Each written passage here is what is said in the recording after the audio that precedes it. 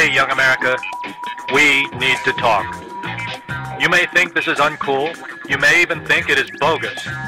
But I want to tell you about something that has everyone buzzing. Something that concerns mature boys and girls just like you. Something called grassroots.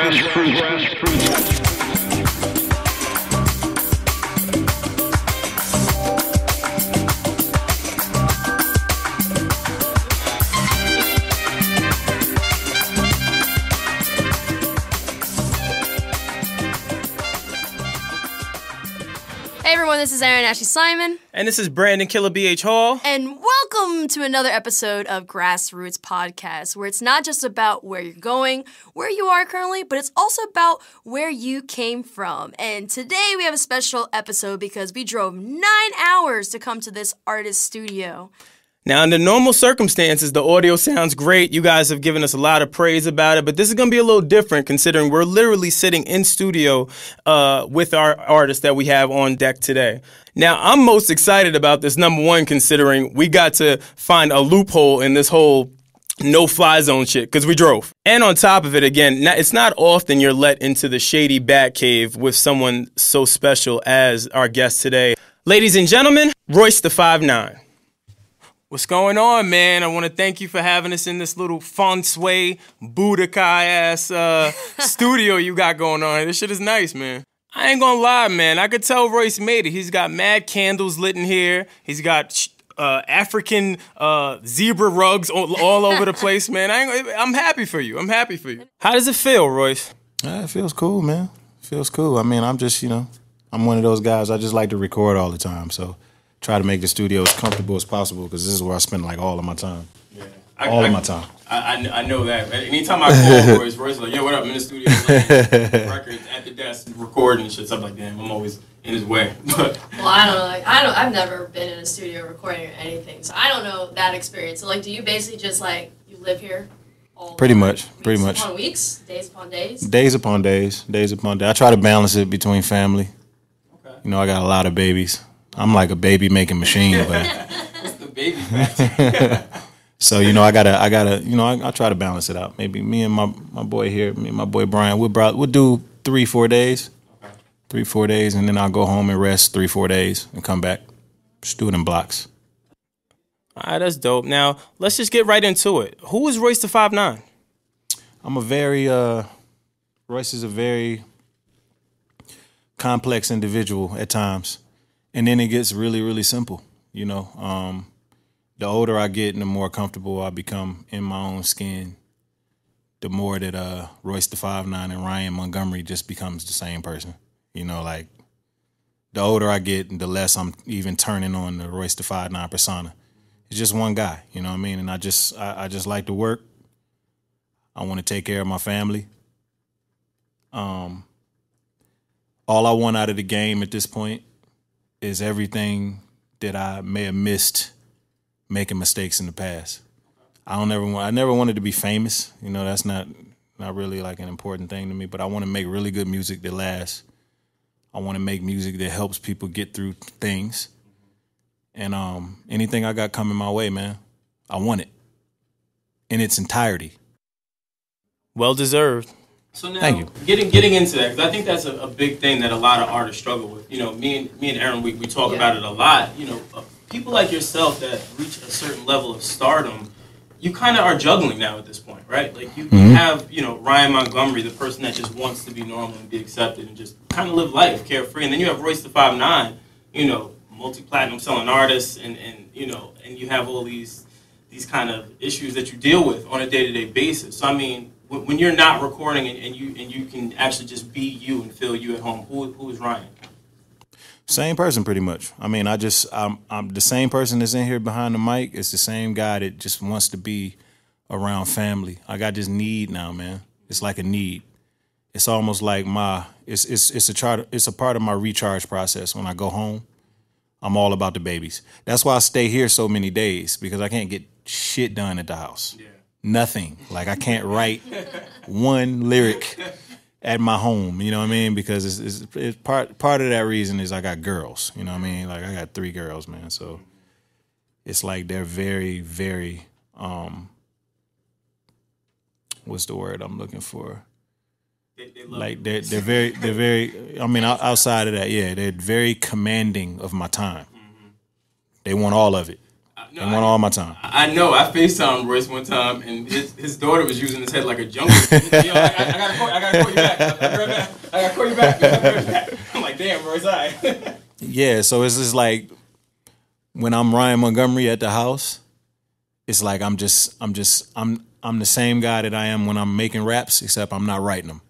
I'm not able to write them, but I'm the exact same person. I cut everything out. All the additional shit that made me Royce the 5'9" in the past, like fucking with a bunch of chicks or drinking, you know what I mean? Like I cut all that shit out. You know what I mean? Like I just live my life like a righteous man now. You know what I mean? And I want all my blessings. I want everything that's coming my way. I'm curious to know, a lot of times when rappers have daughters, they do a complete 180 in terms of their lifestyle and what they do in their career. So how was that experience for you with your daughter? She was part of the reason why I started making changes. You know, I think part of that reason is they're so perceptive. You know, I had boys first, and generally that's all we used to make, us Montgomerys, my whole lineage. That's all we make is boys, you know what I mean? So when I had my first girl, she was like the first girl in the family in a long time. You know what I mean? So it's just like she wants to know everything. She asks all the questions. She wants to know why to the answer to the question that she just asked. You know what I mean? This is like, you can't get away with shit. Like I was a full-blown, I mean, I still am an alcoholic, but I was a full-blown alcoholic, like drinking every day. And my son didn't even know. He's 19 years old now, so if you talk to him and you ask him, he'd be like, I don't shit. My dad was cool, shit. He didn't, you know what I mean? Like he didn't. If that was my girl, she'd be like, he used to do this. He used to come in at this time, and he used to be staggering. You know what I'm saying? Like, so it's just way different with the girl. So I think I kind of dodged the bullet. I stopped drinking right as she was reaching my oldest daughter, Lyric. Right as she was reaching that age, you know what I mean? Like where she is aware. I stopped. So that was 5 years ago. So that was like the lucky thing for me. And then, you know, it not even just having girls, but as you get a little bit older, man, you just start understanding the universe a little bit better. You know what I mean? You start realizing that you got to be held accountable for all actions. Not even just, you know, your actions, but the words you put into the universe, everything. It's all relative. That's very true. And I think you had that awakening moment. You know, I think as you kind of have this rebirth of, you know, Royce the 5'9", really becoming Ryan Montgomery, you also have a birth of your child, and now it's like, okay, I got to get my shit together. Like I have someone now that looks up to me. And you touched on it earlier. You said, you know, between your kids having to see certain things and then doing shit with you know, different women, you know, when you're very open about it on your records. How do you think, you know, you deal with it when you go home, and now when these records come out, your family, your daughters, your kids, and they hear these things? How do you kind of get them to understand that, hey, this is the patch on the road for me? Let me tell you something, bro. It's way easier to deal with it when you're forthcoming with the information than it is when you're secretive about it. You know what I mean? Like when it's out, when it's there, it's nothing my wife can say. It's there. You know what I mean? It's nothing behind your back. It's all there. You know what I mean? And that healing process. Once you're with a woman, especially if you with her since, you know, you kids, y'all raise each other, and then you become adults, and then, you know, everything is fine, and then you decide to take this other path. Yeah. She's never going to understand that. You know what I mean? So when you come back and say, okay, I'm back mature again, what's up? You know what I'm saying? So now it's like y'all back rebuilding, and it's almost like she's coming to you to help her rebuild her confidence back up because you totally just tore the shit down. Yeah. And she's looking to you for this helping hand, but you don't have it because you're carrying baggage. Mm-hmm. So it's like that's kind of like what we're working on. So it's like nothing that heals itself in a day or two. It's just a lifetime process. But that's what marriage is. Yeah. Like that old couple sitting on the porch have been through everything. They made a choice to stick through it. You know what I mean? Like what I see in Hollywood a lot of times is just people just giving up. You know what I mean? Like nobody wants to fight through anything. It's like, you cheated, I'm out. You know what I'm saying? All right, your ass is going to be alone. You know what I mean? So that's kind of like how I look at that. But ultimately, it's just about being self-aware. You know what I mean? Like a big part of this game is how do you want to be perceived? Do you want to be, I went, you know, like I got my first deal when I was 19 years old, and I rapped about how much Patron I used to drink. That shit is cool in your 20s. You start getting in your 30s, 35. How cool is that shit still? It's whack. You know what I'm saying? So it's like even the kids see that. So it's like, and my daughters don't listen to fucking rap music. They don't know shit. Take them around Eminem. They don't even know who he is. You know what I'm saying? So it's like they don't hear none of that. So it don't even really matter. But it's like, so that's, I dodged that bullet. But it's just looking at the masses in general, the people who I need to sell records to. How do I even want to look in front of them? So how do you deal with the spotlight? You have your personal matters in your music. And I was talking to Brandon not too long ago about how you don't really do interviews. So when you do interviews and they pry into these personal situations, does it take you out of your comfort zone? I don't let anybody take me beyond my comfort zone, you know, and that's with anything. That's with anything.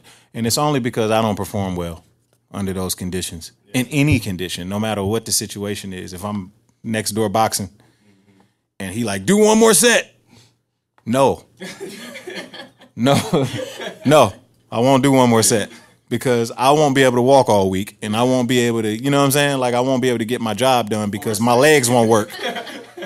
So I won't allow myself, and you know, that's a part of getting older too, is just knowing your limits, you know, and I don't allow anybody to push me past my limit. But you know what, man, like when it comes to media and talking about things that are personal, I got thick skin, man. You know what I'm saying? Like my limits, you can push me probably further than you can push most artists. And I like to be transparent in anything that I do. I've never been a good liar. You know, it's never been a comfort zone for me to just be lying and shit. You know what I'm saying? Like, I like to tell the truth. I like not to hide anything. I like the way I feel when I'm honest.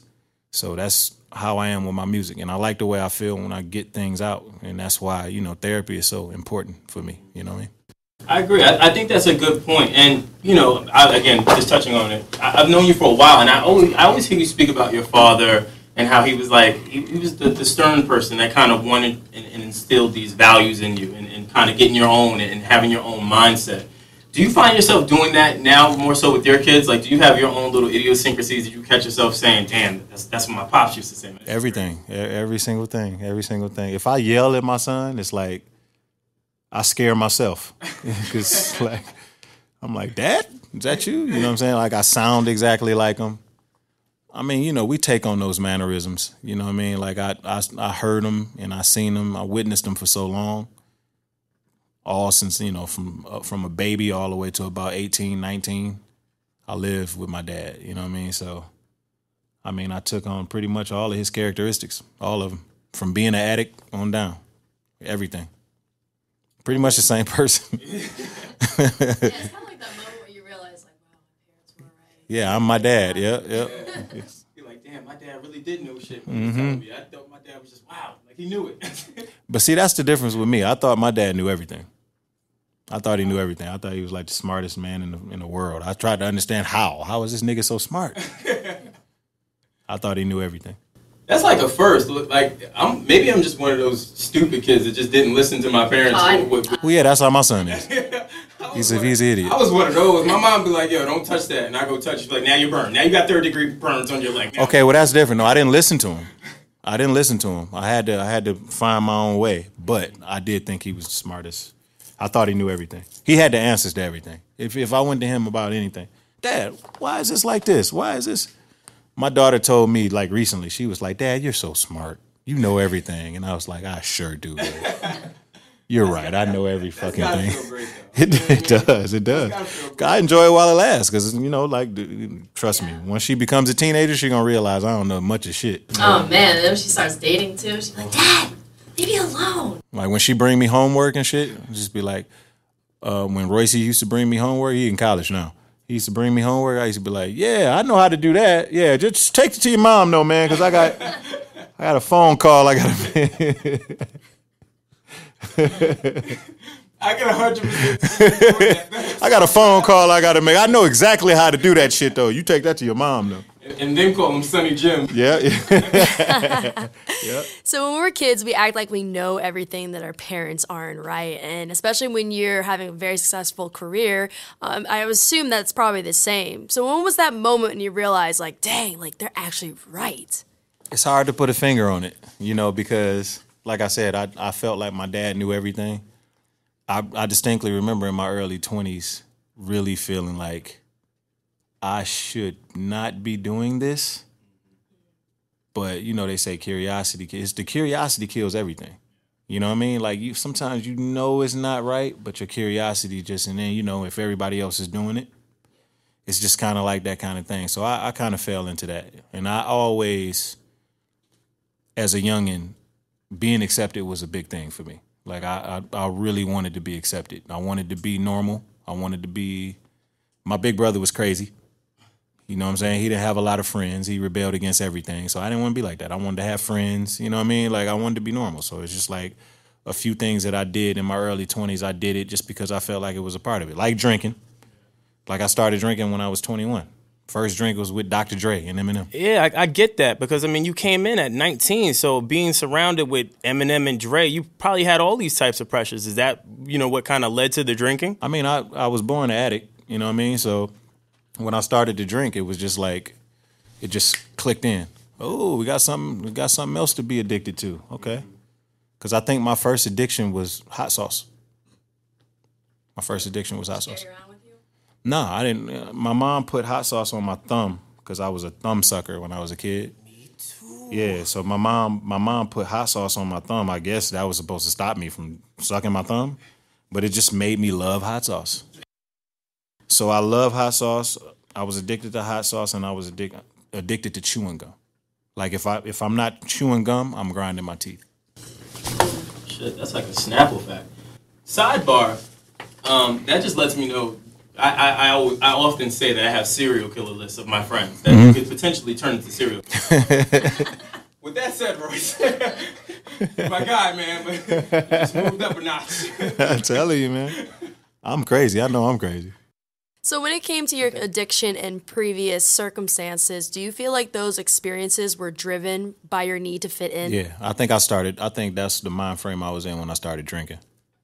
And I really, I went all through my teenage years. Like, all of my friends were drinking, but I was so big into sports, I just looked down on it. And then my big brother used to just come in the crib. He gave me a bad, like, feeling about alcohol. Because he was drinking, like, back when niggas was drinking old English 800 and shit. He used to drink, like, the bad drunks, like the real bad beer drunk. He used to come in like that. You know what I'm saying? He used to come in the crib, and I used to be like, why does he keep coming in here so drunk? Because he's like, he knew my dad was going to trip. You know what I'm saying? So it was just like, I used to think to myself, like, nah, man, I don't want to look like that. You know what I'm saying? So I just kept hooping.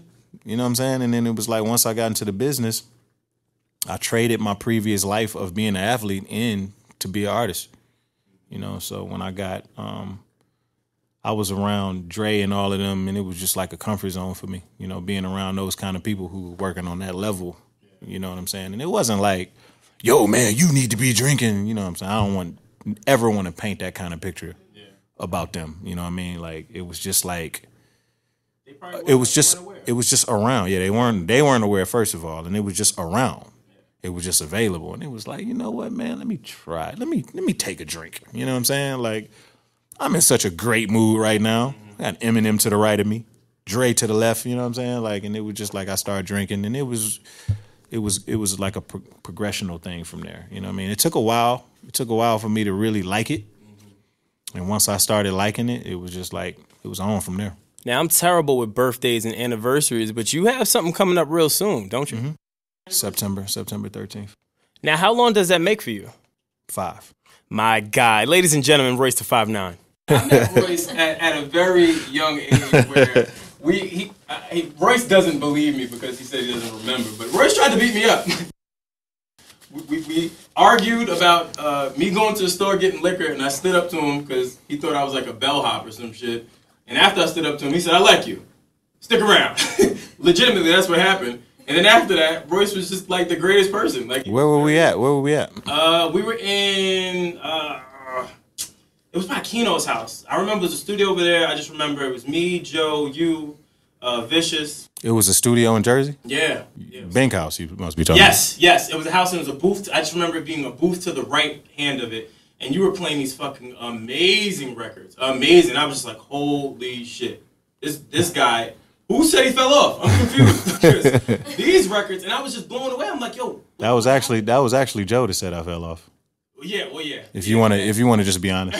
Well, mind you, after we heard the records, me and Joe sat in the car like, man, that nigga ain't fall off. I don't know what you thought. That nigga ain't fall off, man. That nigga's kind of nice. But I was blown away. I was blown away by these records. I'm just like, yo, people have to hear this. And then from there, it took me to just getting to know you as a person. I'm like, yo, Royce being just a great MC and just a phenomenal lyricist alongside with rapping the likes of, Eminem and Dre, and then writing records for Puff and just doing these crazy things.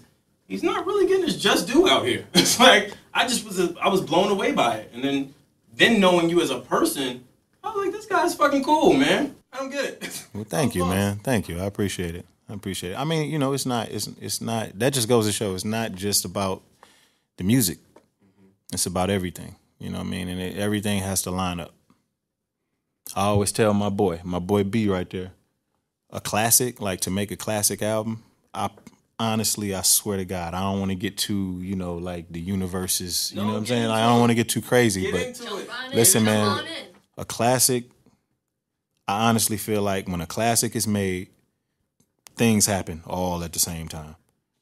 Crazy shit. Like, he may be opening up his laptop at the same time as somebody else is opening up their laptop while a fucking penny is falling at the same time that it hits something and triggers something there. Like, I feel like something crazy in the universe just happens. I don't feel like you can make a classic. I just think they happen. You know what I mean? So I just think success, real success with longevity, I think happens how it's supposed to happen. You know what I mean? I don't think it's really much that you can do. It's about things lining up. Yeah. You know what I mean? It's not just about incredible records. It's not just about talent. It's just about things lining up. Do you also feel like it's about you wanting to stay who you are and not change with the times when it comes to music, whether distribution or anything like that? Absolutely. But you learn that. That's something that you learn through trial and error. Every artist goes through it. Because, prior to getting into the business, you just had your own perception of what you think the music is. And then you get into the industry and you find out that it's nothing like what you thought. All I had to do was just be myself. All I had to do was just make shit and not think so much and just let it happen. I try not to, I like to do very technical things when I write raps, but I try not to use too much of my brain, man. I try to let it just flow. You can tell when an artist is thinking too much. You know what I'm saying? Like, it's almost like it's no feel there. You know what I mean? And I just feel like, the more shit that you can do that may resonate with people, the longer that it's going to last. Because you can, anybody can just overthink some shit and just keep coming up with lines and make people go, ooh. But then, they don't necessarily want to hear them again. They'll talk about a ooh shit line that they heard from you, but they won't go, oh, I need to hear that again. Yeah. I think that's the great thing about, a lot of the music that you put out between Bad Meets Evil, Prime, and Slaughterhouse. So Slaughterhouse being the focal point. All of you guys have this unique story of just wanting to be accepted for being lyricists and wanting to just be yourselves on records without dealing with label scrutiny and then consumer scrutiny. You guys legitimately get in the booth, and just as me just witnessing it, and you guys are getting in the booth and just being yourselves and telling your story. A lot of artists really aren't comfortable doing that and feel a way about doing it. You know what I'm saying? And that's what consumers do. A lot of people don't realize it puts the artist and the talent in a space where they can't be themselves, and then addictions form, and then bad habits start to happen, and then they lose themselves. Or even on that, it's like when artists are being themselves, now they're being criticized by the fans or other people. Like, yo, why is he dressing that way? Yeah, I don't like to see that. I don't like to see that because it's the art is different for different people. You know what I mean? Some people get into the game and they come in kind of like a vessel. You know what I mean? They come in like, yo, I'm gonna make radio hits. I'm gonna show them my swag. It's a place for them too. You know what I mean? And then you have artists like myself, where the music is therapeutic. It's a coping mechanism. You know what I'm saying? Like, it's like everybody thinks that every artist comes to the table and wants to sell 10 million copies and all of that shit. I don't think about shit like that. I don't care. You know what I'm saying? Like, sometimes I just have shit that I need to get off my chest. I come to the studio so I don't go crazy. I don't come to the studio because I'm trying to figure out how I can outsell Eminem. You know what I mean? Like, that's not a big deal to me. You know what I mean? Like, I've seen, like, I've witnessed that huge success, like not being able to go anywhere and people chasing you through the mall. That shit is fucking overrated, man. It's overrated. It's an overrated experience. I'm cool. I'm cool on that. I really need to make my music the way I want to make it. And then, you know, like, running into people.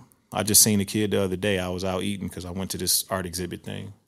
Kid came up to me and said, yo, your music helped me through a lot of shit. He was like, I'm sorry, I got mental health issues. He ran down a list of shit that he said he goes through. And he said it helped, man. That shit meant more to me than any record sale. That's got to feel good, man. It does. It does. That's what people aspire to get to at some point when you're an up-and-coming artist. You just want people to feel you. And that could be in whatever fashion, like you said. It could be just because I want to make a radio hit and I want to make people dance. In your case, you want people to identify with you as a person. Yeah, I want them to understand my music the way I understand it. I want it to resonate with them, and I want it to last. I want it to be the kind of music that you can play 10 years from now and it still sounds cool. You know? Yeah, you gained a lot of wisdom throughout your career, and we can hear it in this interview. And I know recently you've been working with some upcoming artists like Tiara, aka Little T. So for that, like, how are you using your experience and your wisdom to help upcoming artists through their journey, especially this crazy music industry? I mean, you know, she's very smart, first of all. You know, I find that when I work with younger artists, like I'm working with this kid, Travis Chandler, too. And these people, they like wise beyond their years, but you can still hear the immaturity in them. So it's tough trying to balance. I use Travis as an example. He's a lunatic, right? He's a lunatic. So it's like his lunaticness, I know that's not a word, but we in the studio, so we're going to make it a word. Yeah. His lunaticness is what makes him special, right? Like the things that Tiara don't know about the business and the things that, you know, like she doesn't know about them, so she can't be afraid of them. So she maneuvers in a way that's bold. She maneuvers in a way that's fearless. So you don't want to put all these things in front of her for her to worry about. I don't want to try to change Travis too much. I don't want to say, yo, man, you need to stop doing this and stop doing that. I got to let him be crazy and just keep him out of trouble. You know what I mean? So I kind of like help guide him in that way. As far as musically, there's nothing I can tell them musically. It's nothing. It's nothing I can tell them. I can show them a few things that I do that works for me. But there's a certain way that they have their finger on the pulse of what the kids like that I couldn't match. I can never match it. If anything, they can teach me. You know what I mean? That's a big statement. It's the truth. It's the truth. If these kids start listening to these fucking executives, these executives don't know shit. They just guys in positions. They in positions. They getting checks. The kids know what the kids like. This generation in particular is just the most special, rebellious generation. They don't want to be a part of shit. You know what I mean? Like they don't care. They don't care how we used to dress. They don't care how nice Rakim is. They don't give a fuck. You know what I'm saying? So it's something special about that. You got to let them do that. You know what I mean? And then, you know, I just kind of get in where I fit in with them. So I don't step in the room when Travis is making music and say, hey, man, you need to ad-lib that right there. You know what I'm saying? Like, hell no. Let him do him. Let him do him. That's dope. I guess that also comes from your wisdom, though. Like being around. I'm sure there's times where M probably thought that about you. He never tried to change me. Never. He may have said, yo, what if you made this? I think it was I had a hook where it was like a chant. And he was like, what if 4 bars in, instead of chanting it, you went dun dun dun. You know what I'm saying? You made it melodic 4 bars in. You still saying the same thing? Like that's the most he's ever done to change something in a record with me. Other than that, if I play it for him, crazy. What's the next one? Incredible. What's the next one? Because it resonates with an artist different. It just does. Executives listen to music looking for something to criticize. You know what I'm saying? And it's pretty whack that it's a lot of the fans seem to be turning into that, but it's only the ones that's on the computer ready to type what they think. You know what I mean? But we living in the era now where it's just like, we just need you to listen. We need you to listen, whatever your opinion is, what your opinion is, but this is what you're getting. Do you feel like A&R still exists, A&R development, or do you feel like that's pretty much gone? It's non-existent. Non-existent. When I can't think of the last artist I seen get developed at a label. Shit, if y'all can name one, I'll stand corrected. I don't know of any. There's no such thing. There's no such thing. There should be no such person in that position at any label. All they're doing is looking at numbers. They're looking at views. They're looking at streams. They're saying, okay, this kid was able to amass this amount of streams, and he's doing this amount. Okay, well, I want to go buy into that because I want a piece of it. That's all they're doing. Yeah. They're not saying, yo, let me take you, man, and show you how to deal with media. Let me take you, please. That shit's not happening. Yeah, that's how it used to be when I got signed. I had to sit up at Sony for hours and deal with media training. These kids getting them, they can barely talk. They don't know nothing about the history of the culture. They don't know shit. All they know is they like to have fun and make money and get out of their way. Yeah, but it's not just artists. It's millennials in general. Like, some of them don't even know how to have even a phone conversation. Like, that's nuts to me. But that's how things change. Times have changed. You know what I mean? That the values I think that we have as from a generational aspect, it's not there anymore. And I think that that's something that should be brought to the forefront, because again, if that starts to happen, that's going to just be a spiral that people just ain't going to really give a shit and aren't going to really have and move with integrity and really build and cultivate the culture as a whole. And I think that that's something that really needs to be addressed. And shit, when you think about the culture, big announcement just came out for Paul. I know you guys are extremely happy for him. I think it's well deserved. I've met him on a few different occasions with you guys. A great guy, very intelligent, overqualified to me for the job. I guess my question would be, what does that mean for you? I haven't thought about it. I mean, obviously, man, I would go anywhere Paul is at. It's like one of my closest friends. But I mean, it's look, man.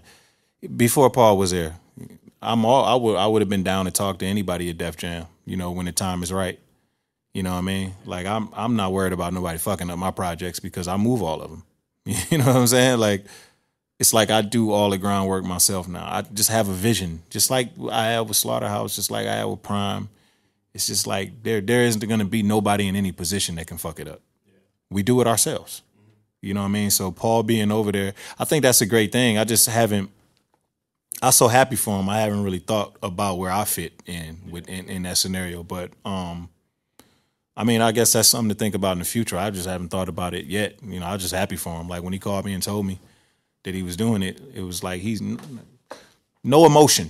You know what I mean? Like, he's not like he doesn't display emotion. So it's like when he told me about it, it was almost like he was giving me bad news. I paused for a minute. And I was like, that's a good thing, right? This is good, right? We happy, right? And he was like, yeah. And I was just like, all right, shit, congratulations. You know, I went, yeah, woo.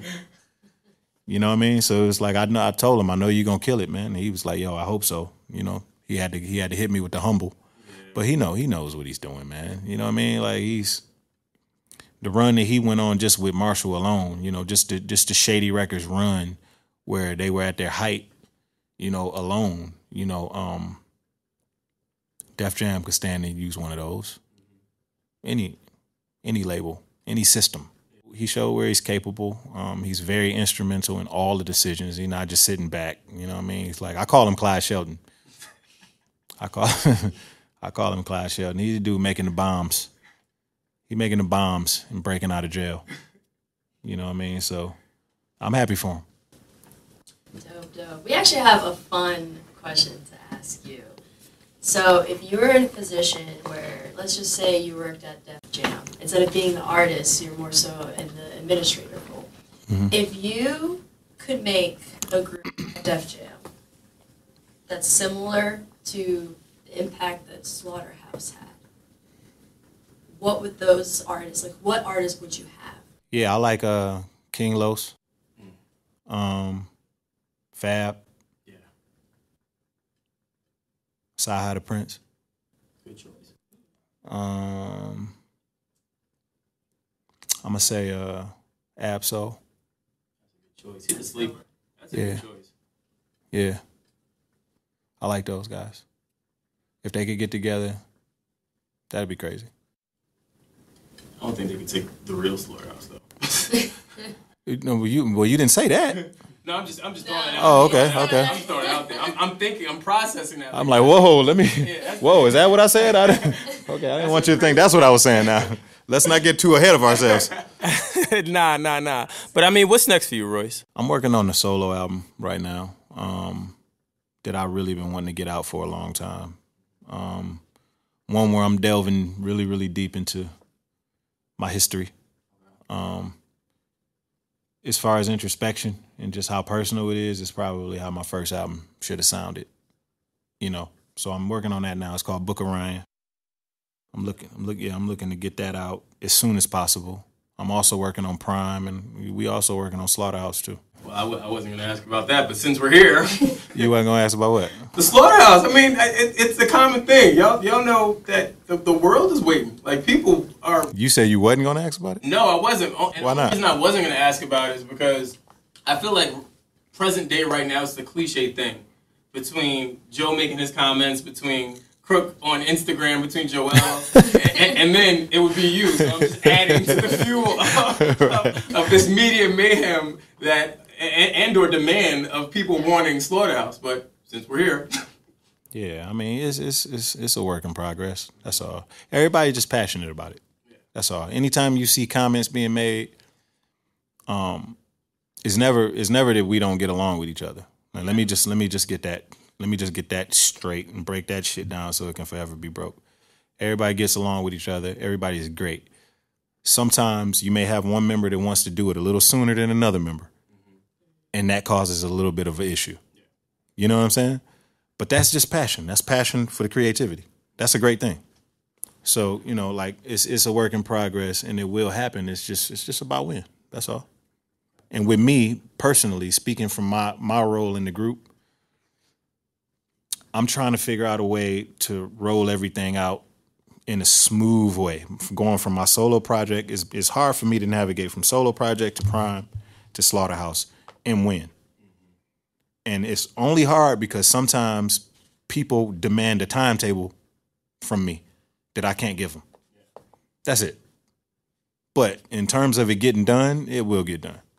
I mean, again, I was privileged enough to hear a bunch of Slaughterhouse records that I think are phenomenal. I'm curious to know what y'all would come up with now, considering you guys are all in different spaces. Something better. I mean, it's and that's all. And another good thing about Slaughterhouse is we, in 2012, like Joe said, we created a whole body of work. So it's not like we coming in from zero. You know, like we already have something here to build on. Easy work. It's just getting everybody together, getting everybody in the same building, probably here, and just getting it done. Easy work. All right, well, I mean, I'm looking forward to it. I know everyone here is looking forward to it. Nah, but seriously, on behalf of the Grassroots family and team, thank you again for your patience and what you've done here. Ladies and gentlemen, Royce 5'9". Yo, what's up? This is Royce the 5'9", and you're hearing My Grassroots.